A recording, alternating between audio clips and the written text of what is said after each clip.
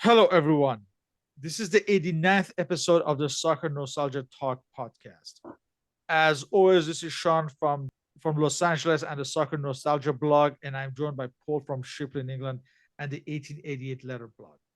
For this episode, we welcome back Brazilian journalist Mr. José Inácio Werneck as we discuss the Brazil national team during the 1966 World Cup.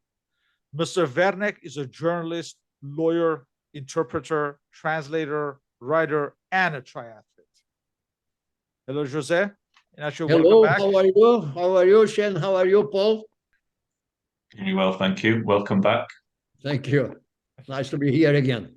Can you describe the state of Brazilian football and the national team in 1966 in terms of football culture and sociologically after two consecutive World Cup wins? Yeah, it was a state of total delusion from Brazil. I can illustrate that today I did a tweet showing the front page of Jornal do Brasil, a newspaper at the time in Brazil, that had several news. One was about politics, the governor of São Paulo making peace with the military dictators that ruled Brazil at the time, the American Secretary of State, Dean Rusk, praising Brazil anti-inflationary policies, and Pelé coming back from a trip to Europe where, among other things, he had been to the Vatican for a visit with the Pope. And the headline was, Pelé comes back to prepare for the three meaning the three-peat. That was the third World Cup that Brazil was going to win. Everybody was convinced of that. Vicente Fiola had returned as the coach. He had been the coach in 1958. Then he couldn't work in 1962 because of health problems, but he came back in 1966. They were so confident that they called 47 players. That was the Brazilian preparation. They were taking the team all over the country to towns that would vie for the privilege of playing, one of the local teams, the local, say, combines against the Brazilian national team. So they would go to spas in Minas Gerais or in São Paulo. And so when they went to Europe finally for the World Cup, they didn't have a team. Yeah, thank you for that, Jose Inácio. Just to look at Pelé specifically, previously we analysed that in 1958, Brazil, and especially Pelé, were an unknown quantity. But by 1962, he was the most famous player in the world. Yeah. And essentially, Santos toured the world to cash in on his fame. Yeah. Can you describe the Pelé phenomenon by the year 1966, when he was in his prime at the age of 25? Yeah, what had happened is that in 1962, in the World Cup, Pelé played only the first game versus Mexico, and played the second game against Czechoslovakia, but he was injured. He had a muscle pull. He took one shot that hit the post, and after that he felt a muscle injury, and he was limping the rest of the game. He stayed on the pitch because there were no substitutions at that time. So he stayed on the pitch playing on the outside right, and Garrincha went to play in the middle. So for Pelé, the 1962 World Cup was bad memories. He was not happy, of course, even though Brazil had won, but he had hardly taken an important part in that World Cup. So he was looking forward towards 1966 World Cup. And between the years 1962 and 1966, he had indeed reached a very high level of fame all over the world.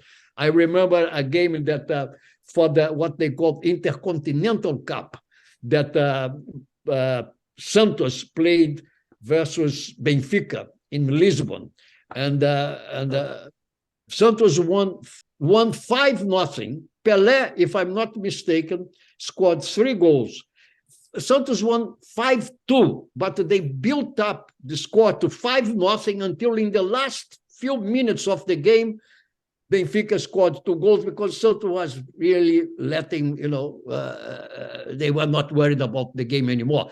And I remember the European press at the time really saying that's what the best individual performance we have seen from a player in all times. It was unbelievable player, Pelé, everybody talk about Pelé. So the expectations for Pelé in 1966 were high. He was born in 1940, which means he was not even 26 years old at the time of the World Cup. So he was in the prime of his life. But he was not physically fit either. So neither Garrincha nor Pelé were very fit for the World Cup. And with the constant changes in the lineup, Feola could never make up his mind about which player should be playing alongside Pelé. Should it have been Alcindo? Should it have been Tostão? He was never really sure what to do with the team. So it was a total shambles for Brazil. There is no excuse. People say, oh, the World Cup was tilted in favor of the Europeans. Okay, maybe it was. But Brazil had no chance anyway because of their own faults. And reportedly, there was clamor for joint managership of the previous World Cup winners, Feola and Aimoré Moreira. And the national team supervisor, Dr. Paulo de Carvalho, was the one who was pushing this. But Feola refused. Can you talk more about this? Yeah, Vicente Feola was never considered a great coach. He had been an assistant to Bela Gutmann in São Paulo. Bela Gutmann was a Hungarian coach who had gone to Brazil fleeing the consequences of the Second World War in Europe. He was a kind of a gypsy of football. He went all over the world. Among the places where he went was Brazil, and he coached São Paulo and took São Paulo to the Paulista Championship after many years without winning the championship, the São Paulo Championship. And Feola was his assistant, but Feola was never reputed as a great tactician. In 1962, he was ill. He had kidney problems, heart problems, so he couldn't work with the Brazil team anyway. So they made Aimoré Moreira the coach. But then, after that, Feola, they said, had recovered, and Paulo Machado de Carvalho put him as the Brazil coach. And as far as I know, it is true the story that he resisted the idea of having to share, his duties with Aimoré Moreira, who had been the coach in 1962, and who, by the way, was also never considered a great tactician. Aimoré Moreira was the brother of Zezé Moreira, who had been the Brazil coach in the 1954 World Cup. Zezé Moreira was much more respected as a coach than Aimoré Moreira. So either with Aimoré Moreira or with Vicente Feola, you could hardly say that Brazil had a great coach, a kind of a transformer, an innovator like Rinus Michels, who was for Holland and Ajax some years after that. And the Carvalho would resign as a result of this refusal, yes. Yeah, so just as in 1962, Brazil were defending champions and didn't have to qualify. Yeah. So ahead of the World Cup, as you mentioned, Brazil played a lot of friendlies. They played 18 friendlies in May and June to finalise the squad. And in the process of doing that, selected a very large number of players. In retrospect, was it felt that a settled team would have been better instead of experimenting to that extent? Oh, yeah. If Brazil had, say, in March of 1966, settled on that, 22, 25, 26 players, and had stuck with them, but because Feola could never, not only Feola could never make up his mind, there was a lot of pressure, political pressure from clubs interested in putting players in the national squad, in the national team, because it was a kind of a good publicity for them. I don't know whether I already told you the story about the center-back Gitão, who was called by mistake.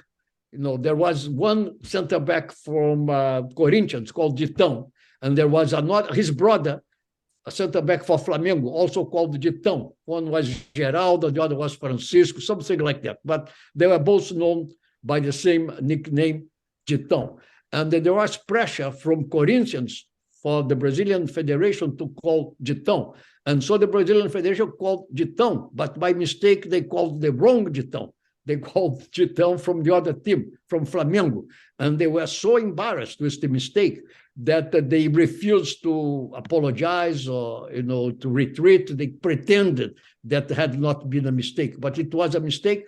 And it just showed how, in a total stage of confusion, shambles, the Brazilian preparations were for that World Cup. That what explains the failure of Brazil in the 1966 World Cup. Just to put things in perspective, so the preparation phase of the friendlies started in May, and mostly in matches were played in Maracana or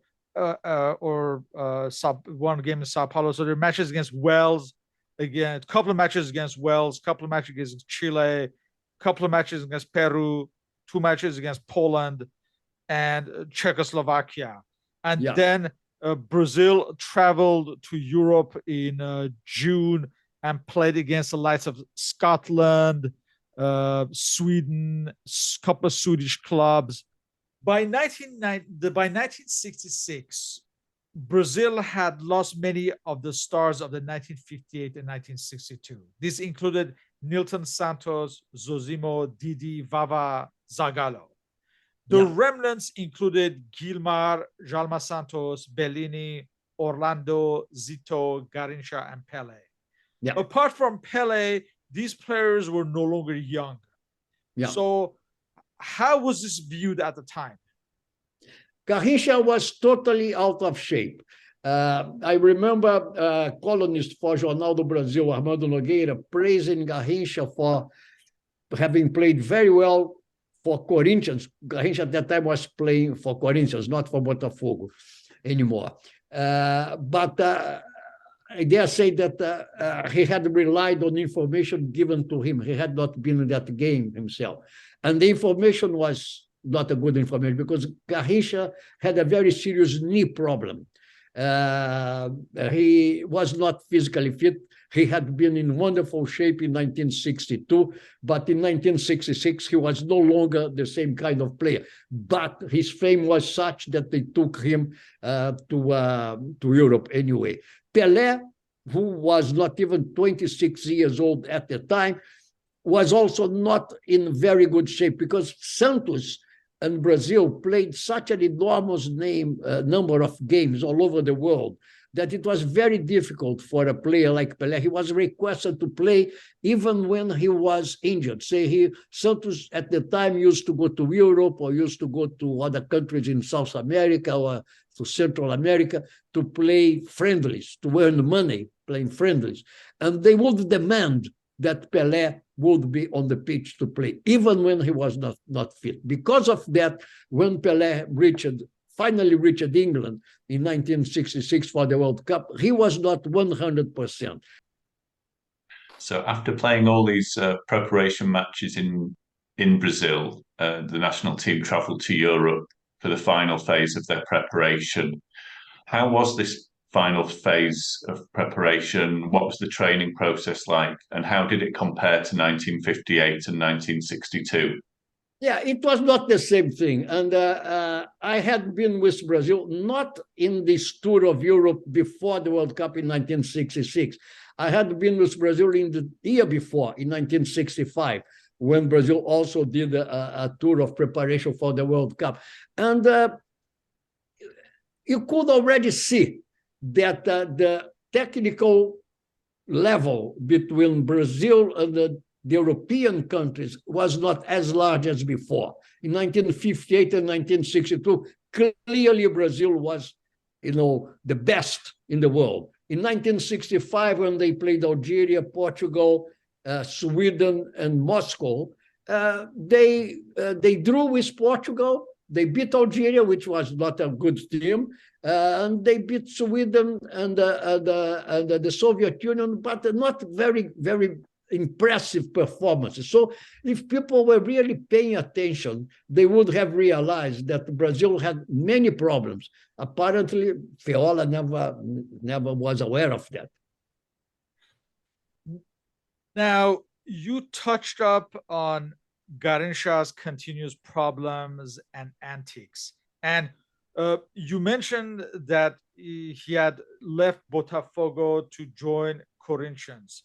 This transfer, there was much drama around it. I guess he had gone on strike after his club had initially refused to sell him. So, and there was a continuous self-destructiveness with him. There was a report of him driving his car into a bus. There were problems with the fitness and there was problem with his fitness and injuries. Was it self-evident that he was no longer the same player physically or mentally?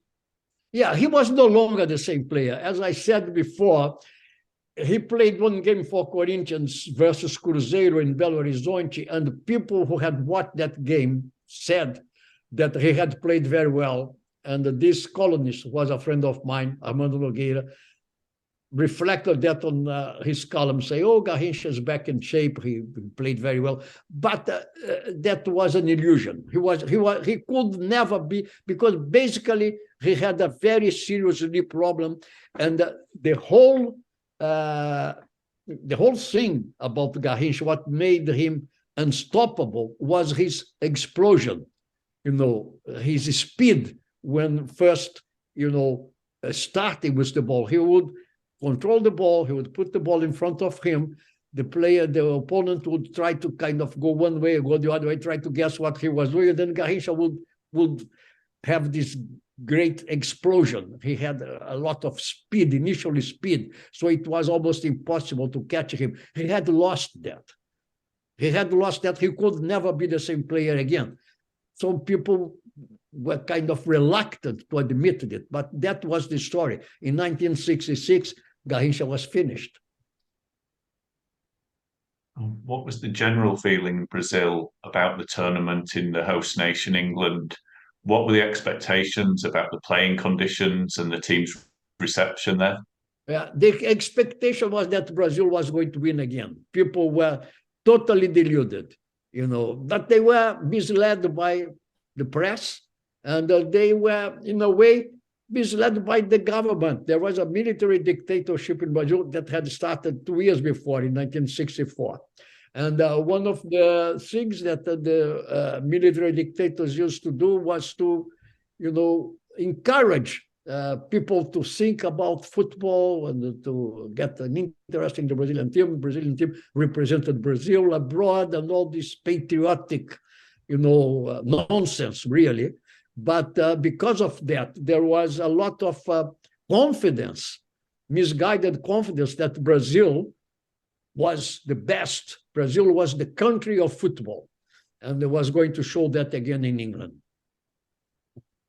Yeah, the squad stayed at a hotel in Lymm, Cheshire, where they were very popular with the locals. And of course, they played all three of the group games at Everton's home ground of Goodison Park. Yeah. So let's go through the final 22 selected for this World Cup. At number 1, we have in goal Gilmar of Santos, a veteran of the 1958 and 1962 World Cups. At number 2, the right back Jalma Santos of Palmeiras, again a veteran of 58 and 62. Number 3, defender Fidelis of Bangu. Number 4, center back Bellini of Sao Paulo, again a veteran of 58 and 62. Number 5, central defender, we have Hercules de Brito of Vasco da Gama. Number 6, we have Altair of Fluminense. He was part of the squad in 1962. Number 7, we have Orlando Pechania of Santos, a veteran of 1958. Number 8, we have Paulo Henrique of Flamengo, another defender. Number 9, we have Rildo of Botafogo. Number 10, we have Edson Arantes do Nascimento, Pele of Santos, veteran of 58 and 62. Number 11, in the midfield, we have Gerson of Botafogo. Number 12, we have backup goalkeeper Manga of Botafogo. Number 13, midfielder, we have Denilson of Fluminense. Number 14, we have Lima of Santos. Number 15 in midfield, we have Zito of Santos, a veteran of 58 and 62. Number 16 on the right wing, we have Garincha of Corinthians, Verona 58 and 62.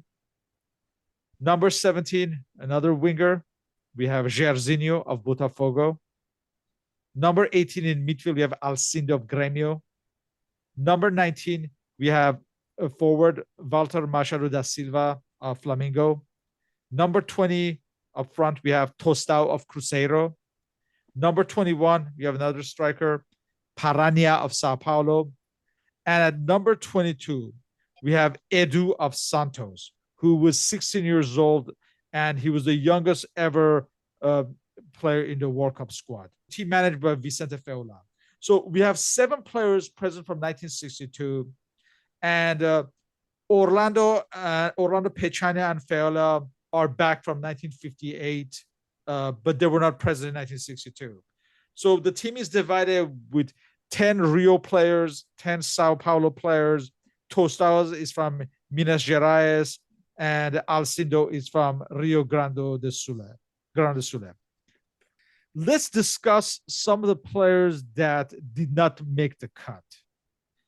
There was Amarildo, the unlikely star of the 1962 World Cup, and he was playing at AC Milan at this time. And there was Jair, who was playing at Inter in Italy, but Elenio Herrera said there was no way they were going to release him in April or May. And the one name that really stands out as far as the players who didn't make it was Carlos Alberto Torres of Santos, who would be the captain in 1970. Other players who didn't make it, you mentioned Dichao of Flamengo, Rinaldo of Palmeiras, Dudu of Palmeiras, Celio of Vasco da Gama, Roberto Diaz of Sao Paulo, Paulo Borges of Bangu, and Dino Sani of Corinthians. As far as Carlos Alberto, his name is the one that really stands out. Do you know why he was cut, or was there criticisms for this decision?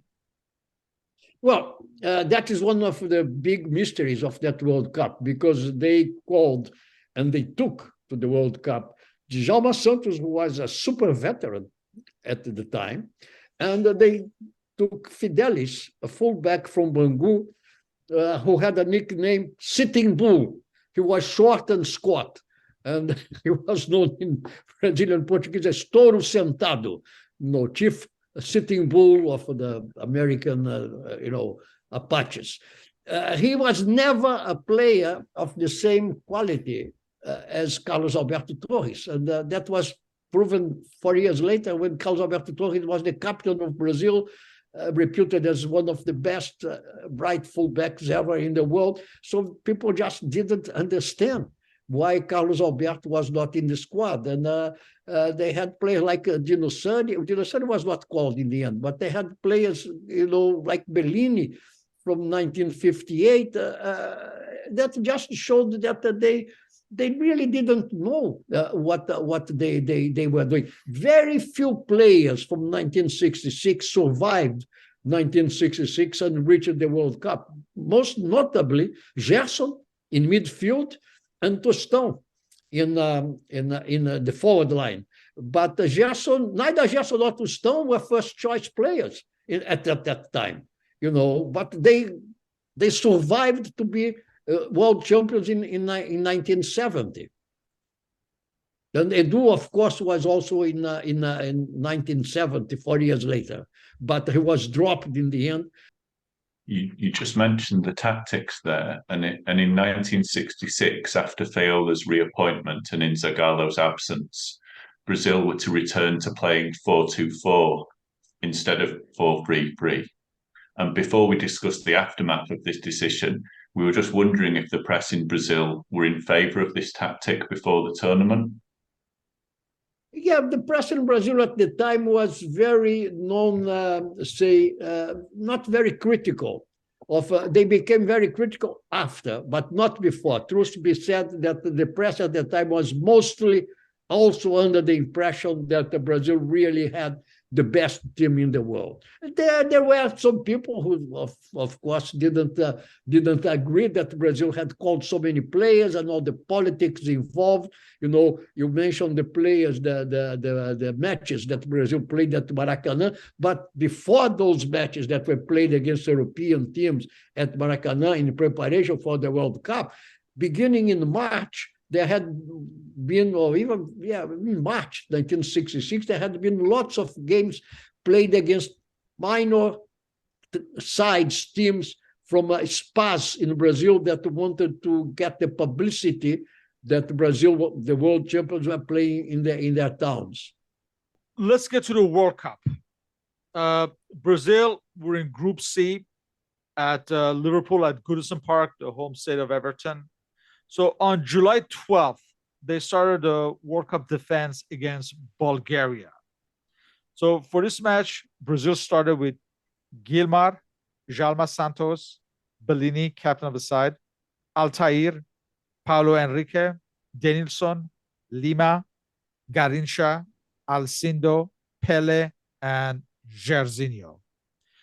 Brazil would win 2-0.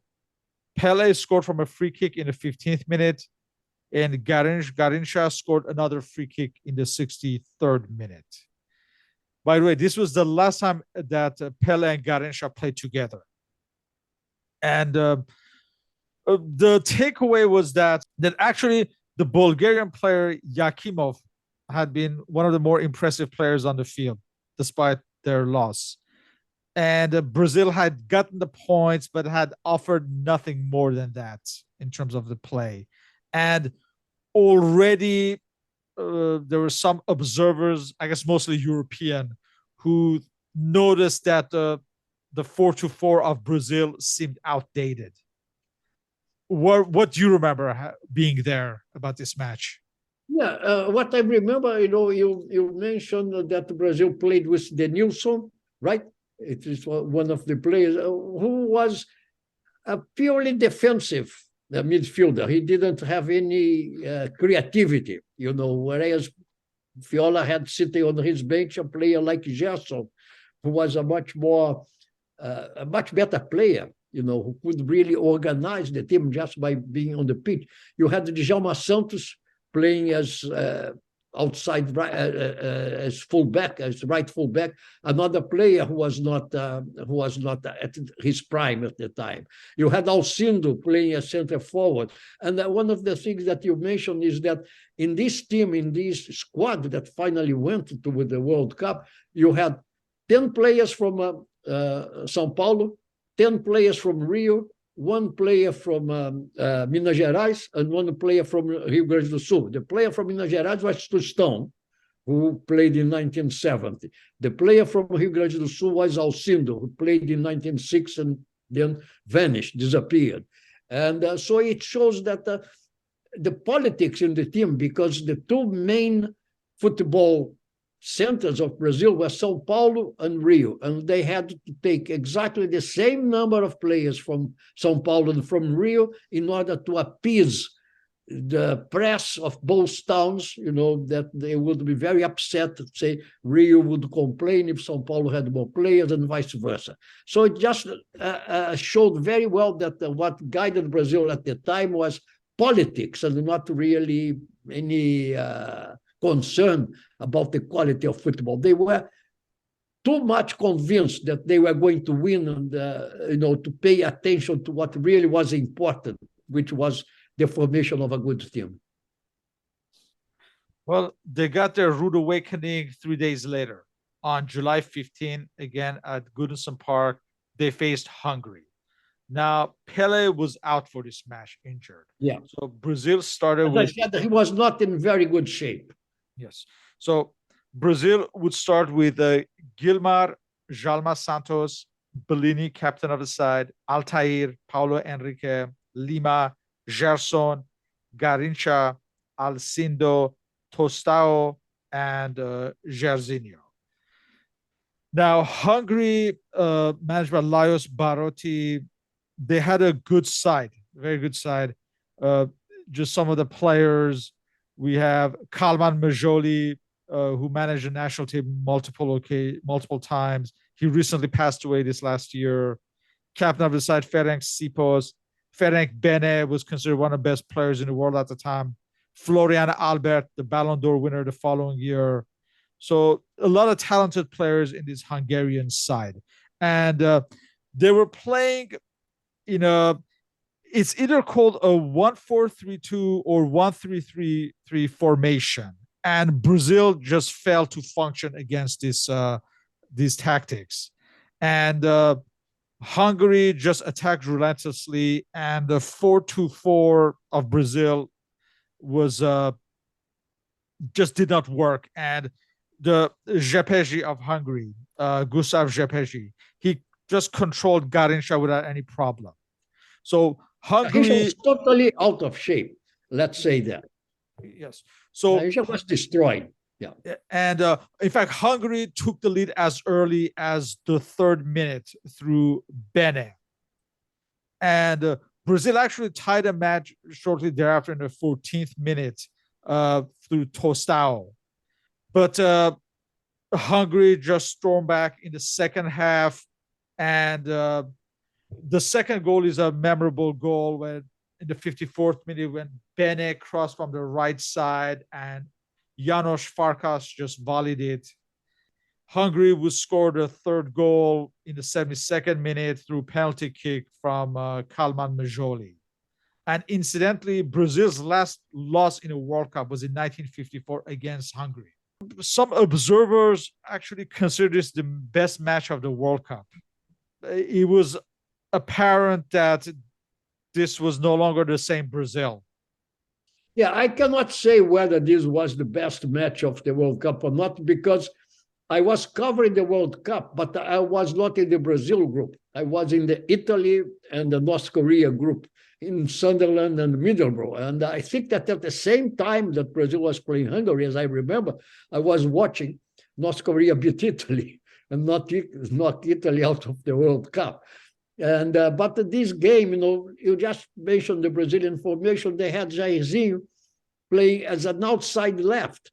And this clearly illustrates, playing 4-2-4, and not only playing 4-2-4, but with a man who was really an outside right playing on the outside left. So they were going to such extremes to find somebody to play in a 4-2-4 formation that they would even put Jairzinho totally out of place instead of having another play. Why couldn't they make, say, a midfield with, say, Denilson Lima and Gerson, 3 men in midfield, but they didn't play Gerson, right? Did you say that they played Gerson in this game? Gerson, yeah, he did play. Gerson. And Denilson didn't play.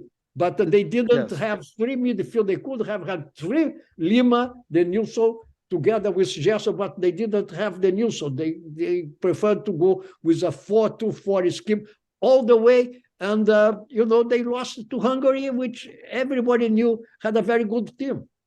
There is no excuse, for Brazil. And Brazil could not count on Pelé for that game. Well, worse was to follow. So on July 19th, they played Portugal again at Goodison Park. So due to desperation, Brazil changed 9 players from the previous match. Brazil started with Gilmar was dropped. So Manga started in goal. We have Fidelis, Brito, Orlando Pechania captaining the team, Rildo, Denilson, Lima, Jairzinho, Walter Machado da Silva, Pele back in the team, and Parania. Paraná. Yeah, Paraná, sorry. Yeah. And Portugal, the manager was a Brazilian, Otto Martins Gloria, but the selector was Manuel da Luz Alfonso. And obviously, we're talking about Portugal with Benfica at its height with Eusebio, who had won the Champions Cup early in the decade and would play many other finals. Not just Eusebio, you have other Benfica teammates like Torres, Simoes, Mario Coluna, the captain of the national team, and Augusto, among others. So Portugal will finish third in this World Cup. So a formidable team. So again, for this match, Portugal played with a 4-3-3 against Brazil's 4-2-4. Pelé was mercilessly fouled. So Portugal would take the lead through Simoes in the 14th minute, with Eusebio doubling the lead in the 23rd minute. In the second half, Brazil would pull a goal back in the 75th minute through Rildo. But again, 5 minutes remaining, Eusebio scored his second goal and Portugal's third, and Brazil were out. And this was Brazil's first round elimination, was the worst performance by defending champions since Italy in 1950. Yeah. So a poor Brazilian side was completely exposed by a better Portuguese side. Yeah, if you just, you just mentioned that Brazil changed 9 players. I mean, how, just this explains the total lack of preparation. How could, after 4 months, March, April, May, June, July, 5 months of preparation, Brazil goes to the World Cup and changes 9 players from one game to the other, to the other game. There was no possible explanation. And Manga, who replaced Gilmar had a lot of experience. And if one thing would define Gilmar all over his career was his composure. He was very calm, very collected. And Manga was shambles. He was a total nervous state of not preparation at all. I remember he crossed himself when he went onto the pitch. He was clearly very nervous, and he failed on the first Portuguese goal. It was a cross into the penalty box, and he meekly kind of only tapped on the ball, and the ball fell, for the Portuguese to score. And Pelé was limping most of the game after the 2 fouls by Moraes. And one of the Brazilians complained that the English referee didn't even give Moraes a warning. At that time, there was no yellow card. The yellow card and the red card were instituted after that World Cup. And they are complaining about the refereeing, but it was not refereeing. The refereeing became really a concern in that World Cup about other games, like England and Argentina, like Uruguay and West Germany, and the final England and West Germany. There were many controversies about refereeing, but not in that game in which Brazil was knocked out by Portugal. Yes, so we made a few references to the 4-2-4 tactics that Brazil were using. And in the aftermath, Brazil were criticized for using what was now regarded as an outdated tactic. And the takeaway from critics was that Brazil would have to improve their tactics to catch up with the rest of the world. As far as the tactics, what was the takeaway from the Brazilian press in the aftermath? Well, the aftermath is that they had to totally change Brazilian football, which they did for 1970, when they first appointed João Saldanha. That is another story, but, the seeds of all that happened in 1970 were planted in 1966. It was because of what happened in 1966 that João Avelange, the president of the Brazilian Football Association, put João Saldanha in charge of Brazil, and everything changed after that. That was the reason that we had this revolution in 1970 that finally led Brazil to win the World Cup again. It was the necessity to realize that Brazil had fallen behind in world football. Brazil had not been aware that it other countries were progressing and Brazil was staying put. Was there also blame put on Fiola for the choices that he made in his team selections? Fiola, after that, was totally discredited as a coach, and he was a sick man at the time already. And as I mentioned before, he was never really considered a great tactician. He was a kind of he had been the assistant to Bela Gutmann, the Hungarian coach, but he was known more for his good rapport with the players than for his technical and tactical expertise. And then Brazil changed after that, and first called Aimoré Moreira back, and then called João Saldanha, and finally called Zagallo for the 1970 World Cup. Now, was there, apart from the tactics, was there a general feeling that perhaps after 2 consecutive World Cup wins, Brazil just felt they were strong enough, and complacency had just set in? Complacency, yeah, that is the word, exactly. Complacency. And it seems like they were not able to transition the end of a cycle, and remnants of the 58 and 62 who were past their prime, the Garrincha, the Djalma Santos, Zito, they were still in the team, and out of loyalty, they were still retained, and there were just the management did not prepare for the transition. Yeah, they didn't prepare, or they prepared in the wrong way. They prepared thinking more about politics than about tactics. Politics in the sense of sports politics, trying to please different clubs. I already mentioned the story about the 2 players called Gitão, one from Corinthians and one from Flamengo, trying to please the clubs, please the federation, and please the government at the time. After the tournament, João Havelange, at this point the president of the Brazilian Federation, accused FIFA of foul play and favouring the Europeans. He mentioned the choice of referees, the sendings off of Argentina and Uruguay players in the quarterfinals, and basically he felt conditions were arranged for England to win. Was this accepted in Brazil at the time? Or what was your personal impression as you were in England during the tournament? This was not really accepted in Brazil at the time. People realized that this was just, Havelange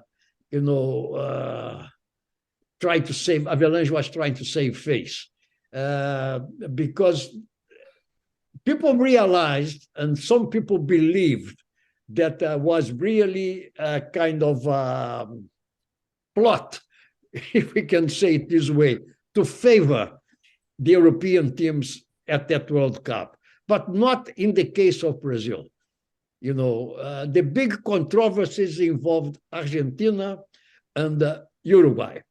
And the biggest controversy of all was in the final with 2 European teams, in which the famous Jeff Hurst goal.